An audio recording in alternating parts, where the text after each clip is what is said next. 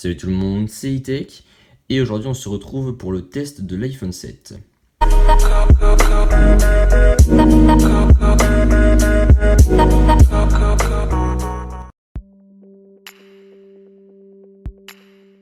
Commençons par le design de cet iPhone.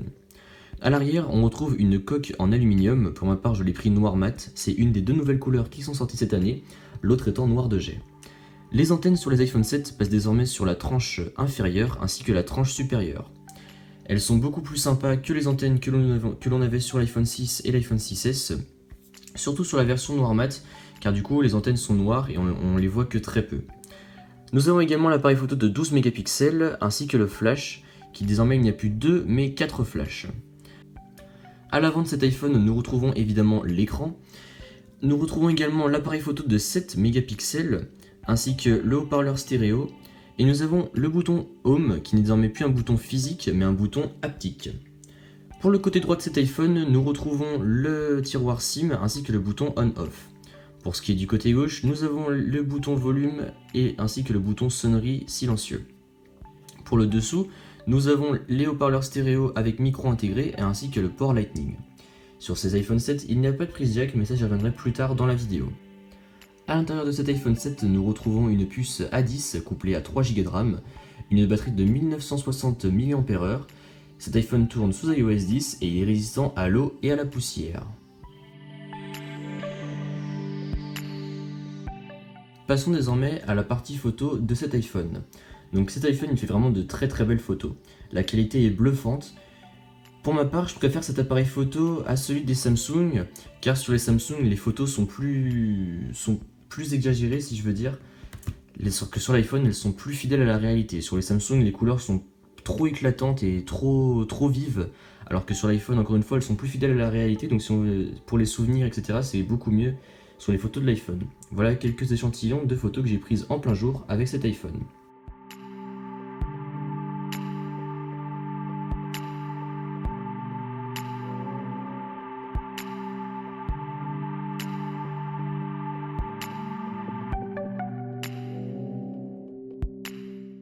De nuit, les photos sont également très bonnes, en voici un échantillon. Une des grosses nouveautés de cet iPhone, c'est le stabilisateur optique. Il était déjà présent sur les versions Plus de l'année dernière, mais maintenant il est disponible sur toutes les versions. Pour ce qui est de l'appareil photo avant, nous retrouvons une caméra de 7 mégapixels qui fait aussi de belles et nettes photos. Sur cet iPhone 7, nous retrouvons un écran Retina HD de 4,7 pouces avec une résolution de 326 pixels par pouce. L'écran a été amélioré cette année, il est plus lumineux que sur les anciennes versions d'iPhone, et ça c'est vraiment bien, car avant sur les iPhones je trouvais les couleurs un peu fades et un peu tristes, mais désormais cette année je trouve que l'écran est vraiment super bien, et les couleurs sont plus nettes, plus vives, plus éclatantes, et franchement c'est super bien. Comme je vous le disais précédemment, le bouton sur cet iPhone n'est plus physique, donc c'est-à-dire comme ceci, mais il est désormais haptique, c'est-à-dire qu'en gros dès que l'on clique dessus, on va recevoir une vibration dans l'iPhone qui fait comme si on appuyait sur un bouton physique. L'iPhone émet même un petit son lorsque l'on clique sur le bouton central pour que ça fasse le même bruit lorsque l'on cliquait avant sur un bouton physique sur les anciens iPhones. Ce bouton il est toujours équipé du Touch ID et Apple dit ne pas avoir fait d'amélioration, cependant je le trouve vraiment beaucoup plus rapide qu'avant. À peine on pose le doigt, paf, ça se déverrouille, alors que sur l'iPhone 6S avant il fallait des fois s'y reprendre à plusieurs reprises, malgré qu'il était encore amélioré par rapport à l'iPhone 6. Autre nouveauté sur cet iPhone 7, ce sont les haut-parleurs qui sont désormais stéréo. Donc c'est-à-dire que nous avons un son qui vient d'en bas et également d'en haut. Apple nous dit que le son est 2 fois plus fort qu'avec un iPhone 6S et il est vrai que ça envoie du lourd. Constatez par vous-même.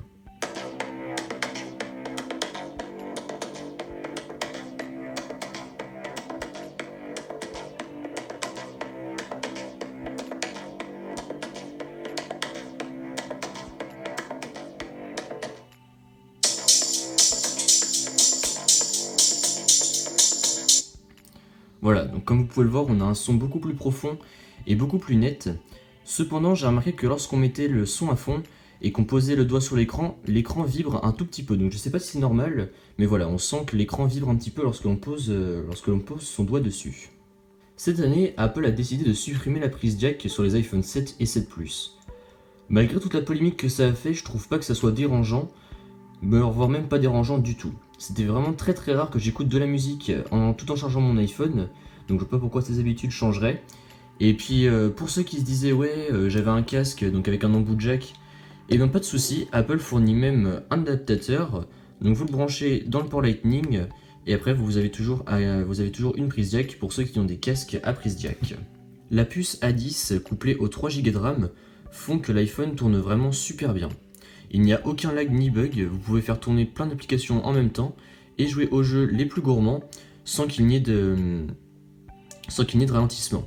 Avec iOS 10, tout est fait maison, que ce soit le logiciel ou le software, Apple fait tout maison et donc il y a encore moins de bugs et moins de ralentissement, surtout quand on compare à Android, où à chaque fois avec les surcouches, on a forcément des petits bugs de temps en temps, alors que là tout est fait maison, donc pas de problème, vous n'aurez pas de bugs ni de ralentissement. Comme je vous le disais, cet iPhone 7 possède une batterie de 1960 mAh. Avec cette batterie améliorée, je ne suis encore jamais tombé en rade. J'ai une utilisation pourtant assez intensive de mon téléphone, j'utilise pas mal les réseaux sociaux, les messages, YouTube, Spotify, tout ça. Et franchement, jamais tombé en rade. Étant donné que nous sommes en vacances, je fais à peu près du 10h du matin jusqu'à 2h du mat sans recharger mon iPhone, et encore il me reste 10% de batterie. Donc une bonne amélioration de la batterie qui franchement ne fait pas de mal.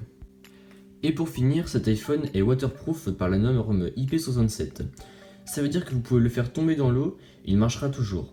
Cependant, s'il reste trop longtemps dans l'eau et qu'il subit des dégâts, Apple dit que ces dégâts liquides ne seront pas pris en charge par la garantie.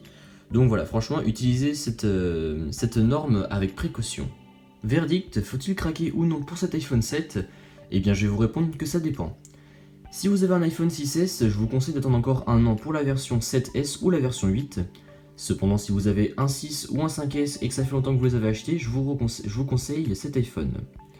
Pour l'instant, je ne vois pas de défaut avec cet iPhone, reste à savoir s'il restera sans défaut dans le temps. Personnellement, j'adore mon iPhone et je ne regrette pas du tout mon achat. Donc voilà, c'est tout pour cette petite vidéo, j'espère que ça vous a plu. Si c'est comme d'habitude, n'hésitez pas à mettre un pouce bleu, à me suivre sur Twitter et à vous abonner. Allez, salut!